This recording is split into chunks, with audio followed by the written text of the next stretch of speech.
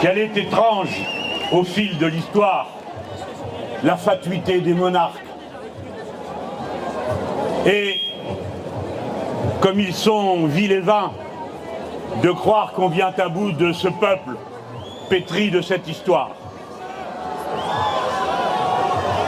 Le monarque déjà, tandis qu'on venait de prendre une disposition dans la Constitution qu'on était en train d'écrire, découvre qu'on y a aboli le droit de veto. Il se présente devant les députés, il enlève son chapeau, car devant les gens d'en bas qu'il faut respecter, on doit leur montrer qu'on peut avancer la tête découverte. Et il leur demande de rétablir. Je ne peux pas. Je recommence. Mais écoutez,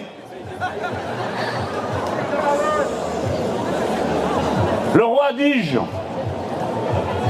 apprend qu'on n'a pas prévu un droit de veto qui le mettrait au-dessus de la loi. Les premiers députés ont décidé qu'au-dessus du peuple souverain, il n'y avait rien, même pas le roi. Le roi vient, devant eux, il se découvre, il enlève son chapeau.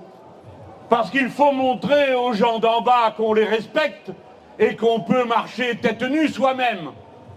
Et il demande, reprenant une allégorie que vous pouvez voir sur le fronton de Notre-Dame, que ceux qui sont pour le droit de veto, qui ont compris qu'il y a du ciel à la terre une ligne directe qui passe par le roi, de se mettre à sa droite car ils seront sauvés, et qu'à sa gauche aillent ceux qui sont perdus, condamnés pour l'éternité et qui sont contre le droit de veto. Alors, majoritairement, les premiers de nos députés sont allés à gauche. Cela signifie qu'il n'y a rien au-dessus du peuple souverain. Aucun monarque, aucune loi, autre que celle qui vient d'en bas du peuple. Voilà de qui nous sommes les héritiers. Dès lors, cette manifestation, cette marche, comme il y en a 140 dans le pays, qu'elle est glorieuse, qu'elle soit à l'appel des organisations de jeunesse. Comme ils auraient aimé, comme ils l'ont répété tous, quand ils font du bruit avec leur bouche, qu'ils sont là lisant les éléments de langage qu'on leur a distribués, que ce soit la manif de Mélenchon. C'est pire que la manif de Mélenchon, c'est la manif de la jeunesse, de la patrie des Français, républicaine. Vous allez en bouffer pendant une génération. Il est beau, il est digne, il est grand que la France soit identifiée à sa jeune génération, car elle est républicaine. Et maintenant, je m'adresse à vous autres qui n'êtes pas là, et je vous demande, qu'est-ce que l'amour de la France, si ce n'est pas l'amour de la liberté et de la souveraineté de son peuple? Où êtes-vous? Pourquoi n'êtes-vous pas là? N'avez-vous pas honte de laisser un tel coup se faire contre votre dignité? Car c'est vous qui êtes des citoyennes et des citoyens. Vous devez être respectés. Et si vous ne respectez pas vous-même assez pour venir à l'appel de votre jeunesse, oui, qu'est-ce que votre amour de la patrie républicaine? Oui, quel est votre amour de l'égalité? Si vous n'avez pas honte de voir qu'on vous a imposé un homme qui a refusé la première des formes de l'égalité, qui est l'égalité de l'amour, car l'orientation sexuelle n'est pas un choix, tandis que l'amour est une aptitude.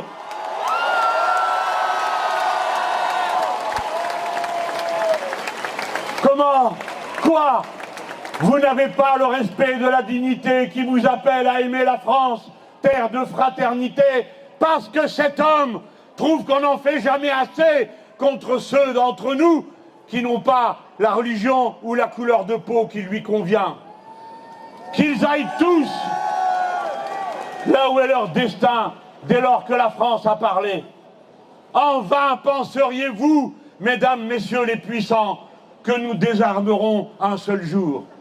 Et tant qu'il restera un ferment de rébellion, un ferment de refus, un ferment de la capacité de dire non, alors 1000 fois la France s'embrasera de la volonté de liberté, d'égalité et de fraternité. Voilà ce qui ne cessera jamais. Monsieur Macron, je vais vous expliquer la différence entre la démocratie et un coup de bourse. La démocratie, ce n'est pas seulement l'art d'accepter d'avoir gagné, c'est aussi l'art et l'humilité d'accepter de perdre. Et vous avez perdu, non pas une fois, 3 fois.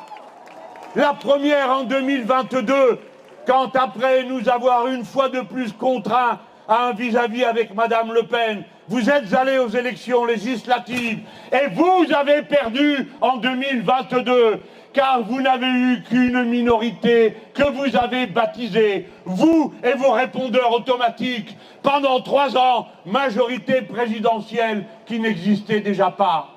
Si bien qu'après avoir été battu une nouvelle fois aux élections européennes, vous avez dissous sans rien demander à personne et vous avez été encore battu. La démocratie commande que vous l'admettiez. Vous n'avez pas à décider qu'est-ce qu'une solution stable ou pas en démocratie. C'est l'Assemblée nationale qui le décide. C'est pourquoi il n'y aura pas de pause, pas de trêve. Je vous appelle à une bataille, à une lutte de longue durée. Parce qu'elle sera de longue durée. Ne croyez pas, quoi qu'il advienne, que ces choses-là puissent être effacées, le déni de démocratie. Quand en 2005, après que le peuple ait voté non, vous avez décidé que c'était oui, vous avez violé la démocratie et provoqué un tumulte et un chaos qui n'a pas connu de trêve depuis. Eh bien, il n'y aura pas de trêve derrière la violence que vous êtes en train de faire. Car s'il n'y a plus aucune règle, alors vous entrez dans un monde où c'est la loi du plus fort. Et alors, la loi du plus fort, je vous le dis d'avance, le plus fort dans ce pays, c'est son peuple.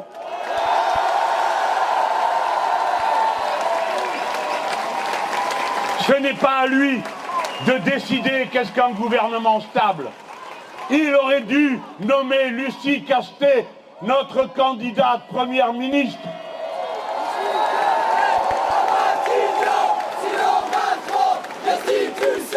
Lucie Castet à Matignon, sinon Macron, destitution. Voilà.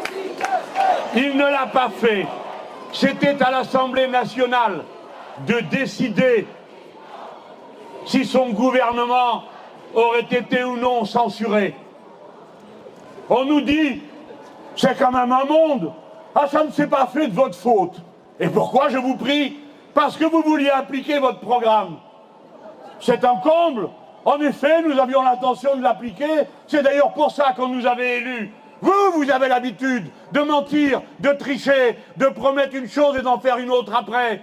Pas nous. Et c'eût été de nouveau à l'Assemblée nationale de décider si ce que nous lui proposerions à cet instant valait la peine d'être repoussé. Et je demande à voir quel député aurait levé la main pour dire « je suis contre l'impôt sur la fortune ». Et les Français, la France tout entière, auraient aimé voir ceux qui lèvent la main à ce moment-là. J'aurais voulu voir qui va lever la main pour dire « nous sommes contre l'abrogation de la retraite à 64 ans ». Ça, c'est la démocratie. Chacun assume sa responsabilité. Petit répétiteur de messages préparés pour vous. N'avez-vous pas honte de nous demander à chaque interview si ce n'est pas de notre faute, comme si vous ne connaissiez pas le nom du monarque qui a décidé de se fiche de la démocratie? Non, vous ne le savez pas. Vous n'avez pas compris. Pourquoi vous nous posez ces questions? Pourquoi vous cherchez à nous rendre, nous, responsables de cette situation? Je vais vous le dire, parce que rien ne se passe comme vous aviez prévu. Parce que ce peuple est un étranger pour vous. Parce que vous supportez que quelqu'un qu'on a sorti de derrière les fagots vienne parler de la France d'en bas, comme si après qu'on ait entendu de la France qui n'est rien, il faut en plus qu'on ait à subir celle d'en bas. Nous sommes fiers d'être d'en bas, vous avez compris? C'est notre honneur.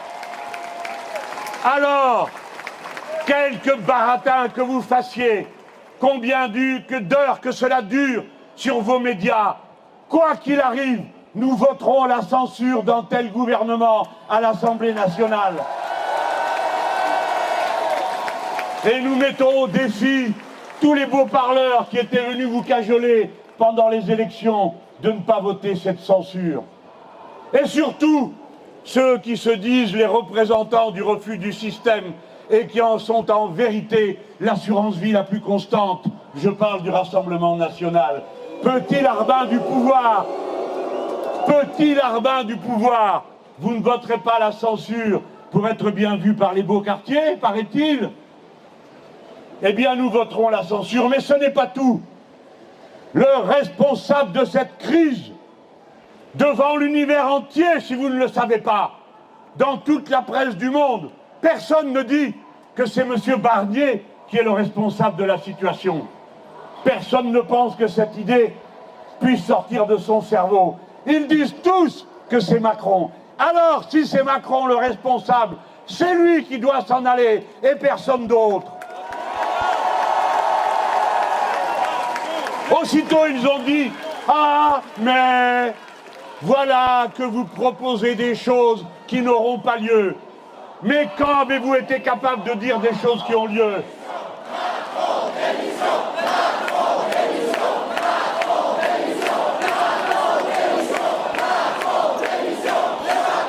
Voilà le slogan que dorénavant, à chaque occasion et quel que soit le sujet, nous crierons dans les rues. Si nous ne le faisions pas, vous tous qui m'écoutez, vous auriez le droit de nous dire « Alors à quoi servait que vous soyez la majorité au bureau de l'Assemblée nationale? À quoi cela aurait-il servi qu'on vote pour vous? Vous avez voté pour nous et par conséquent, nous appliquerons le mandat que vous nous avez donné en nous débarrassant de tous ceux qui veulent nous en empêcher. » Voilà ce que nous faisons. Et je mets en garde les petits malins, les beaux esprits qui sur les plateaux cancanent et blatèrent. Si vous nous dites que ça ne sert à rien d'utiliser les institutions, ce que la loi permet pour atteindre un objectif, si vous nous dites que ça ne sert à rien qu'il y a un article 68 de la Constitution, dites-nous quel autre article nous pouvons utiliser pour dire au monarque de s'en aller parce qu'il a violé son mandat, c'est-à-dire la première des lois de ce mandat. En France, le peuple est souverain. Dites-nous, ou alors dites-nous que vous nous appelez à faire des barricades. Dites-nous que vous nous appelez à désobéir matin, midi et soir à toute loi et tout règlement. Nous respectons les formes, nous, parce que la forme, comme disait le poète, c'est du fond qui remonte à la surface. Il faut respecter la forme qui est donnée à la démocratie, parce que c'est le canal par lequel passe la volonté populaire. Sans cette forme, nous serions une force brute, aveugle, incapable de se diriger.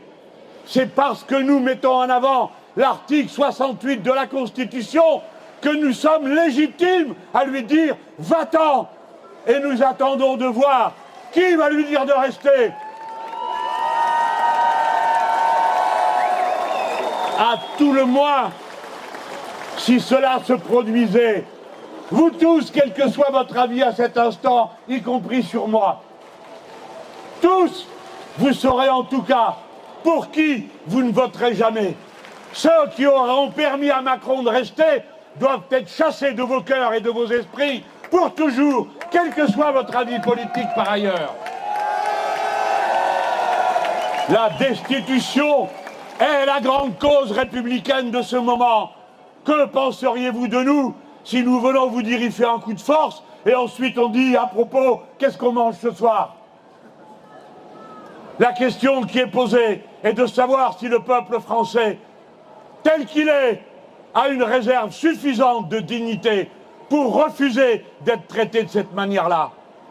devant le monde entier qui nous regarde, nous disons que le peuple français est celui des rébellions et qu'il est entré en révolution.